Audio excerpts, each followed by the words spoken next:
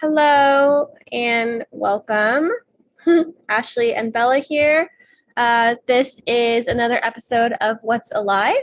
So we do this every Tuesday and Thursday. If you are joining us today, say hello. If you've watched the other ones, let us know. This is where we bring in things that are alive in the field, that are alive in our lives, that are alive in the transit. We go from the microcosm to the macrocosm and the infinitesimal to the infinite, and they're all connected. So we look at what's alive in the transit, what are some patterns that may be going on in our everyday life, and normally we're very influenced by what's happening in the planets, because of the neutrino stream that is passing through the planets and passing through us, and we can't help but be influenced by it. So this brings a little awareness to what's going on, and hopefully it helps you relate and resonate with other people that may be going through the same thing. So we're going to bring up a couple things that we noticed in the field and let us know if you're going through something similar or what you are going through that maybe off of the same like weave. So yeah, Bella, did you want to open us up to the discussion? What do you see as something that's alive? I see the 32 and the 42 right now. Mercury went retrograde, and I think it went retrograde in the 32, and that is the perceived failure. And the programming partner is the 42. It has to do with expectations. And I feel like those are pulling. And even before now that we went live, we're a little bit later today. Usually we're doing it at 1. And I was a little late, and I was also a little pulled because I was on a call that was really important, actually pulling out some of those deep imprints from the 32, and that's my Pluto, that's my Saturn. I have that deep imprinting of the fear of failure, and I was clearing that in a way that I haven't even seen it before, like why I came in here and what I have had to become in this lifetime. And that it was really deep, and then I still wanted to go live, so I was a little late. And then I really felt an enormous failure when you were like, okay, well, now you're 10 minutes late and I'm just going to do this other thing. And then I felt like, oh, why did I even like put on my earrings? I could just have like sitting here in my pajamas or something and do my next call, which is an audio call. And I had all these things come up, and, it would have been easy to kind of like just write that out. And I think in your communication, I could feel, and in my communication too, that we weren't writing all our frustration in the chat. We were actually, both of us wanted to find a solution, and we're not going to like lash out at the other because of this, because I could see my failure and I could see my interpretation of it and also your interpretation. And that just made me think, like, often, there is something with expectations when we don't communicate, we can actually judge the other for something that's not even true. My intention was not to be late. My intention was to be there. And so intentions, expectations, failures, communication feel like that's a life for me right now. Yeah. And I'm definitely seeing it and feeling it, and I have the 42 in my culture sphere. My mom has the 42 in her vocation sphere, so it's kind of like her wounding. She's here right now with her boyfriend. They came over to bring us the camper, the RV, because we are going we're going on a camping trip across country. We have a funeral to go to, and we weren't going to fly. That changed. And then we're like, well, let's drive. And they came over, and we're expecting everything to be ready. And then the TV's not working, and all the electronics are being weird. I'm like, oh, Mercury, what are you doing? And everybody's getting frustrated because they're like, this worked yesterday. And, there's these expectations of like, it should be consistent. And I feel like we want certainty. And when we don't have certainty, the unexpected, like, oh, what the hell is happening? So the more that we can make friends with certainty and uncertainty and not have a preference, then we're not going to be upset by these expectations. So I think that with expectations, there's also this preference of how we want to show up, how we want other people to show up. And when our needs aren't met and we're like thrown for a loop, it's easy to get triggered, And it has something to do with safety too, because I could see myself yesterday doing a similar thing. I had to send you a document for our company, Ashley, and my partner was going to go to the post office anyway. So I was like, can you send this, please, when you're going? It would be so good. And Ashley's going for vacation, so I would like her to receive it before. And we're doing all these things right now with administration. And he was like, yeah, of course I can. That's no problem. And then I sent a message like by noon, and I was saying, are you going to be able to go to the post office? And he wrote back, I just have to do this one thing and then I'm going there. And so I was like, so you're sure you're going to go there before 6? And he said, yes, of course I'm going to go there before 6. And then later that day we're going to go to the beach and play like paddleball. And then I saw that in his bag there was the thing that he was going to send to you.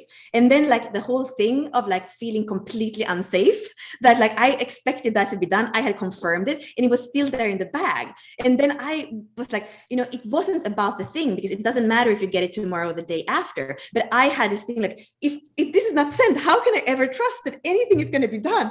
And you know, it was not proportionate. And he was like, well, let me see, maybe we can go to UPS because they have like overnight delivery. And the whole thing was like, it wasn't that important. But my reaction was that it's like, if I can trust this world, if I can trust something I confirm, what can I trust? How can I be safe? And then I had to kind of like shake it off. I'm like, it doesn't actually matter. But I would like to know that if there is, you know, and it goes back to my kind of this Swedish thing, like if somebody says something and I can't trust it, then the world falls apart. So it's part of my conditioning, and it's part of my shadow too, how I deal with it. But you know, I can see, and that's the same thing that could happen with us today. Actually, it could have been disproportionate, like not to the proportion of the actual thing. It doesn't so much matter if we go live or not, but there is this thing of like the expectation that I think in my case it's about safety. And I bring that back to people with, you know, we have different attachment styles. So there are some things here that come from a very early age of our emotional safety or not, where it can be connected to not feeling safe, to feeling that we have maybe that same thing with parents. We can't trust them. Sometimes we can't trust them. And I think it sometimes go deeper, and to check yourself, like, are you reacting to something that's like not in proportion to that, to the seriousness of the actual issue that's happening? Yeah. It's super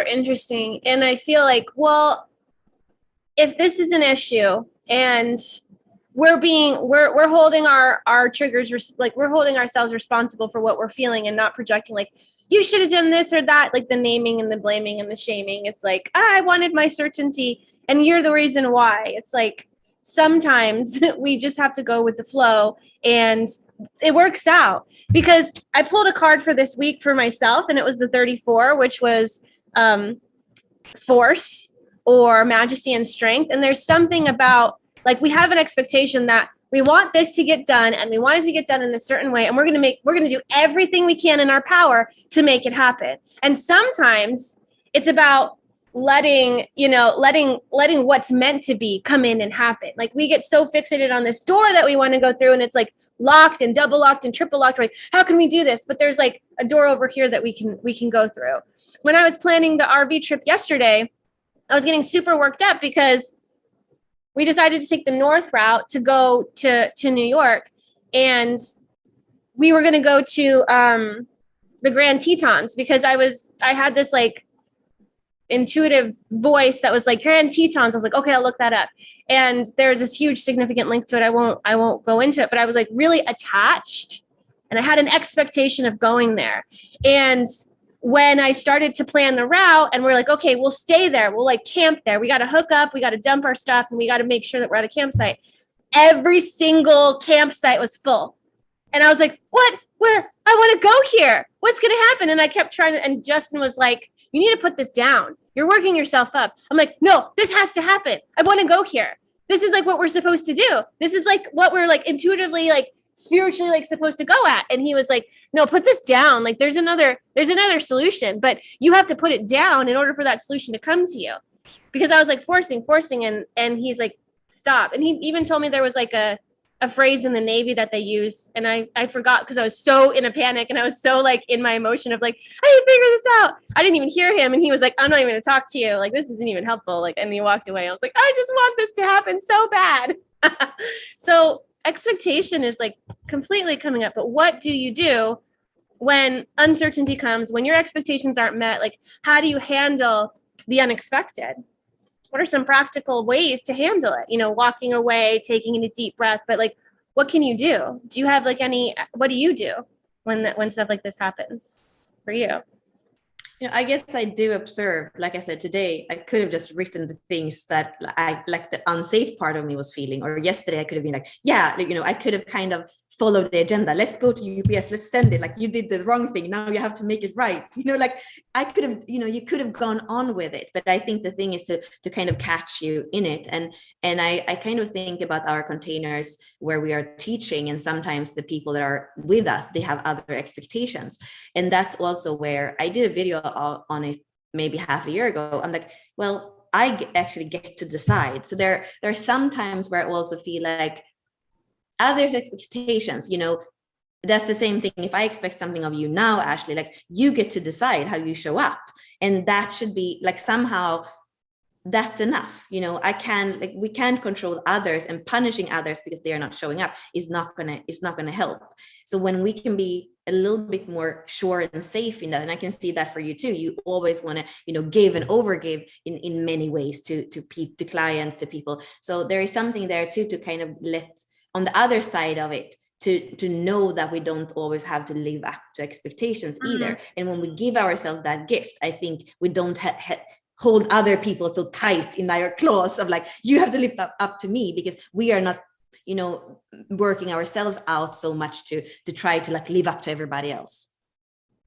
Yeah. So like you were saying, it's the expectation of the other placing something on you, and then whether you're going to react to the pressure and be like, okay, let's find a solution. Let me figure this out. Like, now I understand your expectation and now I need to live up to it. It's like, I think that what happens on the side of, I have an expectation of you and you didn't meet it, whether it's explicitly or implicitly, I think that whatever the weight, however heavy that need to have this expectation met is, that is directly proportional to the way that reaction comes out. The more you cling to that expectation, the harder it is for you. And then the other person feels the weight of your clinging and your expectation. And so it's like, oh my gosh, I need to help you fix it. And a lot of my issue is like, I don't like, and it's really difficult for me to feel somebody else is suffering. And so I'm like, how can we fix this? Let me figure this out. So then I go into like this, like, let's figure it out mode. And it's not always serving, because I'm just trying, I'm not doing it for them. I'm doing it so I don't have to feel their reaction and their emotional weight, because I have an open emotional center and I feel conflict, I feel turbulence, and I'm like, I don't want to feel this. And the way that I'm able to not save someone and try to meet expectations is I have to release my savior like identity, and I also have to accept what they're experiencing and not take it on as my responsibility. So I can witness how much they're clinging and have an expectation, but it doesn't mean I have to do anything with it. But that's been a huge struggle for me, is let's resolve this emotion that you're feeling and you're not wanting to feel. Like, I don't want to feel it either. So let's figure it out, because now you're blaming and projecting on me. And now I feel like it's my fault when I know it's not my fault. And it's your expectation that you're like, you didn't meet this. So upset.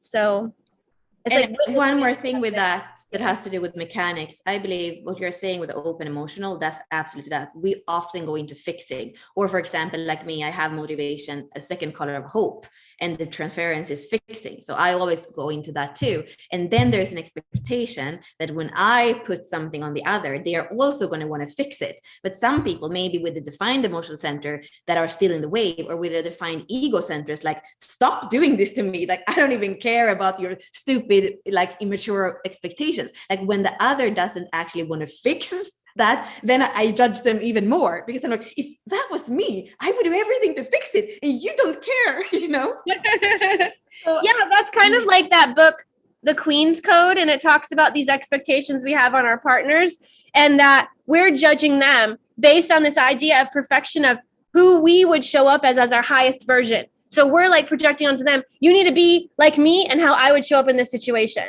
Like, if the trash is overflowing and I want you to, like, I value cleanliness. I value having like an empty trash can. You don't. But I'm projecting on you, like, why aren't you taking this out? This is like your job. Take out the trash. But they're like, I don't care about the trash. It could be there until tomorrow. No. It needs to be out now. So it's like we're putting stuff on them, because if it were us, we would take it out. If we were our own partner, we would take it out. So projections and expectations. And I feel like our criticism on the other person is also this criticism on ourselves. So judgment is self-judgment. All criticism is self-criticism. So, I mean, we need to look at that too when we're reacting to somebody. And it's all it's all like the uncertainty and safety thing that comes up. It's like we had an expectation, we're going about our day, and oh, surprise, shock. And I think that you find out who you are when you're met with that shock. And it's like, be gentle with yourself if you are reacting or you are clinging or have an expectation. But I think that the more shocks we have, the better resourced we are to know how to deal with it. And we're in the transit where the sun is in the 18 and we're about to move into the 48. So we have this judgment, this criticism, this idea of perfection. And then also when that perfection isn't there, how can you get your inner resources to be able to deal with yourself emotionally? Because the 48 codes for the EQ, and it's about being emotionally resourceful as well, among other things. This is the gate of depth. But I'm just saying, like, when you are met with the unexpected and like your emotions are like, oh, who do I blame? I don't want to blame myself. I want to blame you. It's like, can you, what are your tools to help you ride the wave of the unexpected? Yeah, and one more thing, because we have Mars and the Sun, where you're speaking about that kind of cusp between the 18 and the 48, and right on the other side of the wheel, the programming partner, we have the 21, where Chiron is. So I believe that some of these things with inadequacy, with judgment, with expectations, what we have been speaking about today is going to come up, because Chiron is there and saying, you know, where is your wound, and where are you not in sovereignty? And the 21 is about that personal authority. So I believe that even that fact that Chiron is there on the other side, it's going to create a little bit extra tension, a little bit extra kind of energy around these themes this week. Yeah. Ooh, I'm about to go on my camping trip, and I know that I can get hyper controlling when things are like, I'm like, how can I fix this? Let me do that. And Justin always tells me, he's like, I don't need, like, you just want to take this. You just want to control this. And I'm like, yeah, I want to fix this problem. So with Chiron being there and us having the 48, like what are the tools that we can have to help us like come into that higher expression instead of like freaking out and reacting to the things that we need to control, or we don't feel safety. You know, whenever my kids, I go into control mode, especially with my kids, because I'm like, safety, safety, safety. My motivation is safety, but it's like first line, so it's personal as well. And I don't feel safe when I have to like take over and deal with, you know, all the things that are happening around me. So I need to make sure that I'm controlling and combating all these potential failures or accidents or whatever. So I'm always like being that rebound person, like, oh, okay, let's make sure this doesn't happen. But it's so exhausting to be that person as well, you know, and do I really need to do that? Yeah, I mean, I would say with that square as well that we have between Pluto and Mercury, instead of like trying to come up to a higher frequency, like the first thing, like I said, observe it. The second thing is what you were just saying, Ashley. I would just ask myself in that moment when something like this happened, I would say, all judgments is self-judgment. Like I would like trigger myself a little bit more, you know, but instead of lashing out, I would be like, okay, where is it in this where I'm, you know, not happy in myself? Where am I judging myself? Where is the contraction in me? I think that is a way to kind of go into the root cause, more like what Venus in Scorpio would do. Like I feel like it's going to the root cause and be like, okay, this is happening because somehow here I'm not happy with myself. And that's where I feel like the answers can come up. And that's where we don't have to perpetuate those cycles of like expectations and failure and what it seems like, you know, is there, right? And how can you take what you're learning in each of these transits and bring it forward? Because when these transits are over, and these are gifts from the universe, from God, it's like, here's an opportunity to access this energy, whether you have it in your chart or not. We're amplifying it. And it's like, we were in the 47, which is, you know, that oppression to transmutation to transfiguration. There's a lot that can happen in that energy, right? We're going to get hit with suffering. And it's like, how can we move through this suffering? Then we went into the 6, conflict, diplomacy, peace. Like, what did you gain from that? It's like all of these transits that have come, what tools have you learned from them? And if during each of the transits, you can think about like, what are the tools that the universe is giving me right now? And then it's like you're building your arsenal of tools so that you can be more resourceful. So we had the 6, we had the 47, we had the 46. This is the love of the body. Like none of this matters unless you're embodied and you're like completely here, because a lot of us, what happens when our nervous system is like, oh, triggered, fight or flight response, some people disassociate and they're out of their body, or they're like up in their head. So it's like you have to be able to observe what happens when the shock comes to you. What's your automatic nervous system response? And how can you take a moment, breathe, bring yourself back into your body? And like Bella said, all judgment is self-judgment, all the things that you need to say to bring it back on you. Because when we were in the 47, it's all about responsibility and taking ownership. So how can you go back and use that ability of taking ownership for your experience and how you're adding to it, and like create peace for yourself? Be diplomatic, like weigh the scales. Don't just like react and then leave your body too. It's like, because we don't feel safe, oh, leave my body. And then obviously we're in the 18 and we're going to the 48. So I feel like if you are following the transits and you're tapping into these archetypes, what are they wanting to gift you? What is the gift here for you? Even if it's like uncomfortable, there's a gift in each of the struggle and each of the pain and each of the shock. So as we're moving into the 48, we're in the 18, have some kind of reflection time to see, what was the gift here? What did you learn here? Because there's potential in every single transit, in every day, actually. Okay. Anything else to add before we wrap up? No, I think that's it. I think it's good to be also just, I like to be honest with my immaturity somehow. I think it's cool to come on and just not only just speak about the transits and everything, telling everybody else what to do kind of thing, but also to be like, this is happening and this is how I see myself and this is how I stop myself. Like, I like the honesty of just sharing that as well. And I actually want people to know us. I think there's a beauty with that. I want people to not just have their own projection. I mean, of course there can be projection, but I would like whoever is watching to feel like they know us a little bit more every time we go on, and not just we are some astrologers, Gene Keys human design experts. Like it feels more real to actually come on and be like, this is going on and this is how in the most embodied way we can right now that we are dealing with it. Yeah.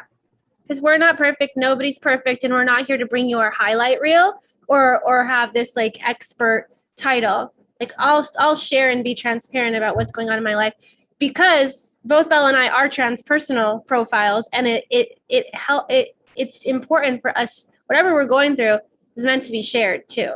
So if we get through something or we're struggling with something, we want to share it with you, because maybe we have a tool that you don't have, or maybe in the interaction you have something for us that like really helps. I feel like everybody has a key. And so there's an exchange. So if you want to comment in the chat anything that you use when you are faced with shock, what happens with expectations, what are some tools that help you feel resourceful and help you feel like, okay, how can you take ownership and responsibility for yourself, and what can you do to kind of release these expectations and to deal with the shocks of life?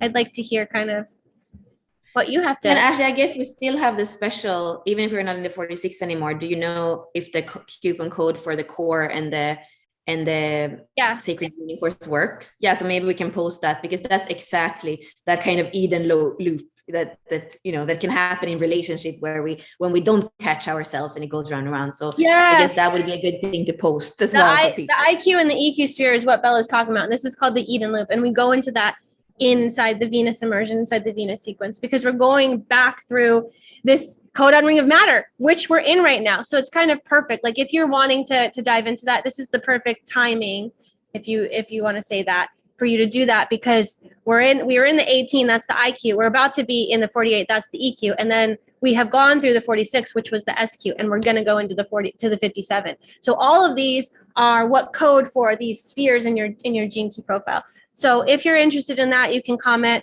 We'll be sure to post the links there as well. But thank you for joining us, and we really appreciate your presence and also your own experience and input. If you have anything to share, we'd love that in the comments or the chat. So thanks for joining us today for What's Alive, and we will see you next week. I will be on the road though, so you're going to see me in a camper. So thanks for joining us.